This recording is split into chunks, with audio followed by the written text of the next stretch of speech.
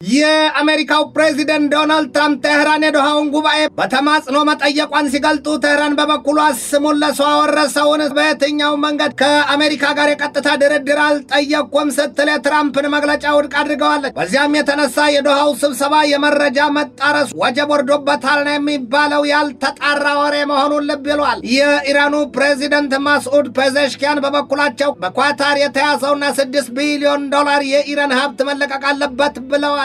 እስራኤልም በወገኗ ከኢራን ጋር አዲስ ጦርነት ሊከፈት ይችላል ብላለች። እስራኤል የጦር መሳሪያ ጥበቧ መራቀቁን ያስመሰከረችበትንም ብቃቷን የተለያዩ የጦር መሳሪያዎቿን በህዋ ላይ ለመገንባት ማቀዷ ተሰምቷል። ይህንኑ ርዕሰ ጉዳይ በዓለም አቀፉ ትንታኔ ዘገባችንም መርጠን ተመልክተነዋል። ከትንታኔ ዘገባው ጋር ትዕግስቱ በቀለ ነኝ። ከ17ኛው መቶ ክፍለ ዘመን አንስቶ የጠቢባን የአብርሆታቸው ምንጭ ልዩ ቡናና የቡና ጥበብ ነው። ታዲያ ይህን ቡና ለመቅመስ ጥበቡንም ለመማር ዝግጁ ኖት? አሃዱ ኮፊ አካዳሚ በአዲስ አበባ ትምህርትና ሥልጠና ቁጥጥር ባለሥልጣን ፈቃድ በማግኘት የረጅም ጊዜ ልምድ ባላቸው ባለሙያዎች በመታገዝ የተለያዩ የቡና አይነቶችን የመቅመስ ኮፊ ካፒንግ፣ የቡና ቆላት፣ ሮስቲንግ፣ ጣዕምን፣ ፍሬዎችን፣ መዓዛንና አሲድነትን የመለየት ጥበብ በባሬስታና አግሮ ማርኬቲንግ ዘርፎች ሥልጠና ለመስጠት ዝግጅቱን አጠናቋል። የቡና ጥራትን ለመጠበቅ የቡና አፍቃሪዎች የተለያዩ ጣዕሞችን ለማወቅ እንዲሁም አምራቾች ምርቶቻቸውን ለማሻሻል እንዲችሉ የሚረዳውን ይህንን ሥልጠና በአሃዱ ኮፊ አካዳሚ በመሰልጠን ብቁ ባለሙያ ይሁኑ። የሥልጠና ቦታው በቦሌ ጃፓን ኤምባሲ ናይል ሶርስ ሕንፃ 3ኛ ወለል ላይ። ለበለጠ መረጃ በስልክ ቁጥር በ0961 88 82 22 ይደውሉልን። አሃዱ ኮፊ አካዳሚ።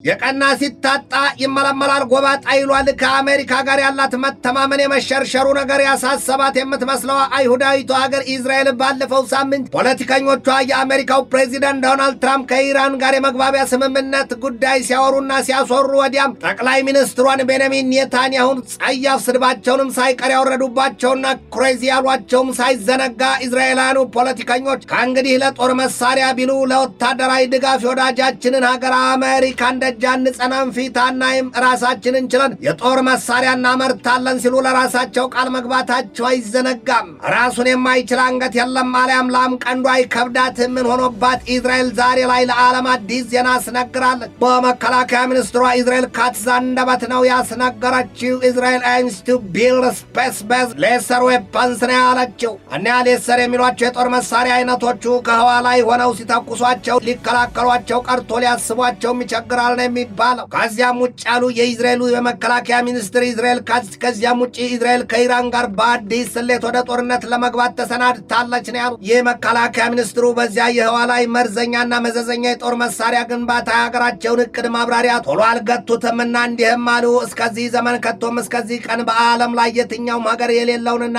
ያላቀደውን የህዋ ላይ ጥቃት ለመፈጸም የሚያስችለንን የጦር መሳሪያ እንገነባለን፣ በዚያም ከዓለም መሪዎች የተለየን እንሆናለን ብለዋል። ካትዝ ሲቀጥሉም ሀገራቸው በመከላከያና በማጥቂያ መሳሪያዎች ዘርፍ በዓለም ላይ በመሪነት ካሉ 3 ባለግዙፍ የጦር ኃይል ሀገራት መካከል አንዷ ትሆናለች ሲሉ አብራርተዋል። እስራኤል ያንን ከሰራችና ካጠናቀቀች በኋላም የጠላቶቿን የትኛውንም ኃይል ለማጥቃትና ለማውደም ያስችላታል። በማጠቃለያ ንግግራቸው አሉ ካትዝ ይህንን ከአጋር አባር ሀገራት ጋር ያለንን ግንኙነት እናጠናክራለን፣ ግን ደግሞ አንድ ነገር መዘንጋት የለበትም። እስራኤል ከኢራን ጋር ወደ አዲስ ጦርነት ልትገባ እንደምትችል ሲሉም ጠንቅቀዋል። የበላችሁ ያገሳታል፣ በላይ በላዩ ያጎርሳታል ይሏል። ኢራን ወደ እስራኤል ሚሳይል ብትተኩስ እስራኤል ባላት ጥበብና ኃይል ተጠቅማ ኢራንን ትመታታለች፣ ታዳሽቃታለች ነው ያሉት። በኢራንና በእስራኤል መካከል እንደ አዲስ ወደ ጦርነት የሚያስገቡ 2 ነገሮች አሉ። ምን ያሉት ካትዝ? አንደኛው በአሜሪካና በኢራን መካከል የተደረሰው ስምምነት የማይጸናና የሚጣስ ከሆነ፣ ሁለተኛው ደግሞ ኢራን በቀጥታ በእስራኤል ላይ ጥቃት ከሰነዘረች ያኔ ያሉ ካትዝ፣ ያኔ የኔ ትዕዛዝና መመሪያ በእስራኤል በራሷ ብቻ የሚመራ ጦርነትን በኢራን ላይ ማወጅ ይሆናል ነው ያሉት። አንድ ነገር መዘንጋት የለበትም አሉ ደግመውም ሰውየው። እስራኤል የትራምፕን ጥረት ዝቅ አድርጋ አትመለከተውም፣ የዲፕሎማሲ ውጣ ውረዳቸውን ታከብራለች። ግን ደግሞ እስራኤል ራሷን የመከላከሏ ጉዳይ ለድርድር የሚቀርብና የማንንም ውሳኔ ቀርቶ ምክር የሚያስፈልግም የሚጠይቅም አይደለም ሲሉ ቁርጥ ያለውን የሀገራቸውን አቋም አሳይተዋል። ካትስ የእስራኤሉ የመከላከያ ሚኒስትር በዝርዝሩ ማብራሪያቸው ሀገራቸው በሊባኖስ በሶሪያና በጋዛ ሰርጥ የጸጥታ ኃይሏ ይኖራል። የሊባኖስ ጦር ኃይል ሂዝቦላን ለመምታትና ለማስወገድ ካለመም ሀገሬ እስራኤል ከፍተኛ ድጋፏን ታደርግለታለች ነው ያሉት። ድንጋዩን በድንጋይ አሊያም እርስ በርሱ ይሉትን ለማድረግ እስራኤል በሶሪያና በኢራቅ ካደፈጡት ኃይሎች ወዲህም ከሊባኖሱ ሂዝቦላና ከጋዛ ሰርጡ ሐማስ ስጋት አለባትና ለጥቃት የሚያጋልጣትን አንድም በራት ከፍተም ሲሉ አብራርተዋል። ኢራቅ በበኩሏ በምድሯ ያሉትንና በኢራን እንደሚደገፉ የሚነገርላቸውን ታጣቂ አንጃዎች እያሳደደችና እያዳነች እስከ አውሮፓውያኑ መስከረም 30 ቀን ድረስ ትጥቃቸውን ልታስፈታቸው የመጨረሻ ቀነ ገደብ አስቀምጣላቸዋል። ይህንን የተናገሩት ደግሞ በዋሽንግተን የጉብኝት ዋዜማ ላይ ያሉት አዲሱ የኢራቁ ጠቅላይ ሚኒስትር አሊ አልራይዲ ናቸው። ኢራቅ በደርዘን የሚቆጠሩ በኢራን የሚደገፉ ታጣቂ ኃይሎች ያሉባት ሀገር ናት። እንደ አብነትም ዘ ፖፑላር ሞቢላይዜሽን ፎርስ ሲል ተጠቃሹ ነው። ኢራቅ ያንን ውሳኔ ተወስንና ታስፈጽም ዘንድ ደግሞ የስንግ ያዘቻት አሜሪካ እንደሆነች ይነገራል። በኢራቅ ሌሎቹ በኢራን የሚደገፉት ሁለቱ ኃይሎች ደግሞ የካታይብ ኢማም አሊና የአሳይብ አህል አልሐቅ መሆናቸው ተገልጧል ሲል የአሻር ቃላውሳት ዘገባ በስፋት ይተነትናል።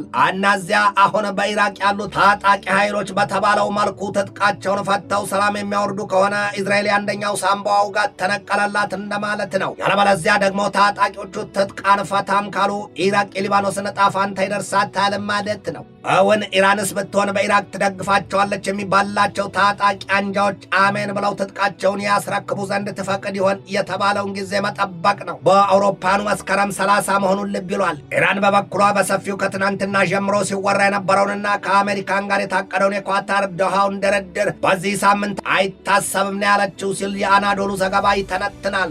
የኢራኑ ምክትል የውጭ ጉዳይ ሚኒስትር ካዘም ጋሪባባዲ በሰጡት ማብራሪያ በቴህራንና በዋሽንግተን መካከል ይደረጋል የተባለው የቴክኒክ ቡድኖች ስብሰባና ውይይት አይደረግም ነው ያሉት። ይሁንና አደራዳሪዎቹ ሀገራት የማማለድ ጥረታቸውን መቀጠላቸውን የተገለጠው ሰሞኑን በአሜሪካና በኢራን መካከል በአገረሸው የጥቃት አባዜ የተነሳ የተጀመረው የሆርሙዝ የውሃ ወሽመጥ የመርከቦች እንቅስቃሴ ዳግም ዝግ ማለቱ ሲነገር የአሜሪካው የውጭ ጉዳይ ሚኒስትር ማርኮ ሩቢዮም በፊናቸው ከኢራን ጋር የተደረሰው ስምምነት ላይ ሰምር ይችላል ማለታቸውን የሮው ስቶሪ ዘገባ ያትታል። አሜሪካና ኢራን በኳታር አደራዳሪነት ዶሃ ውስጥ ይወያያሉ የሚል መረጃ እርስ በርሶ የሚጣረስ ሆኗል። ኢራን በዚህ ሳምንት ምንም አይነት ድርድር ከአሜሪካ ጋር አላደርግም ስትል አሜሪካን በበኩሏ ከኢራን ጋር በዶሃ ለድርድር መሰናዳቷንና እንደውም ከሁለቱም ሀገራት ተደራዳሪዎች ወደ ዶሃ መሄዳቸውን የምትገልጠው ያም ቢሆን ግን ይላል የኒኦስ ኮዝሞስ ዘገባ፣ ያም ቢሆን ግን በሁለቱ ወገኖች መካከል ድርድሩ ስለመካሄዱ ይህንን ዘገባ እስካጠናቀርሁበት ጊዜ ድረስ የወጣ አስተማማኝና ተጨባጭ መረጃ አላገኘሁም። የአሜሪካው ፕሬዚደንት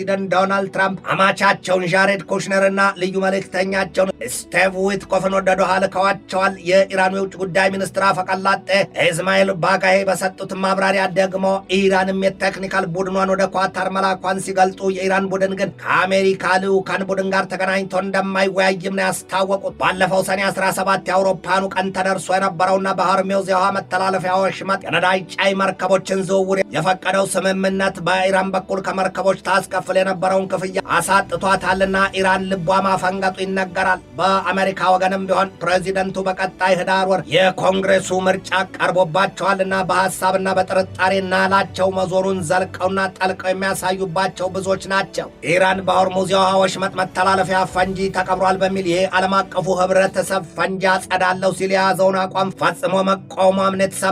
ያንን እቅድ ያቀረቡት ደግሞ የፈረንሳው ፕሬዚደንት ኢማኑኤል ማክሮን ናቸው ሲሉ የኢራኑ ምክትል የውጭ ጉዳይ ሚኒስትር ካዘም ጋሪባባዲ አስታውቀዋል። በተሰሪ በኋላ ነው የሚመጣው ይሏል። አሊያም ያርጋጃና ጓጅሉትን ያስታውሷል። ኢራን ትላቸዋለች የፈረንሳውን ፕሬዚደንት ኢማኑኤል ማክሮንን ይቅርቦት ወዳጃችን፣ ይህንን ነገር የማወሳሰብ ስሌትና ቀመር ቁማር ሆኖ ያስበላውታልና ይቅርቦት ስትል ደጋግማ መክራቸዋለች፣ አስጠንቅቃቸዋለችም።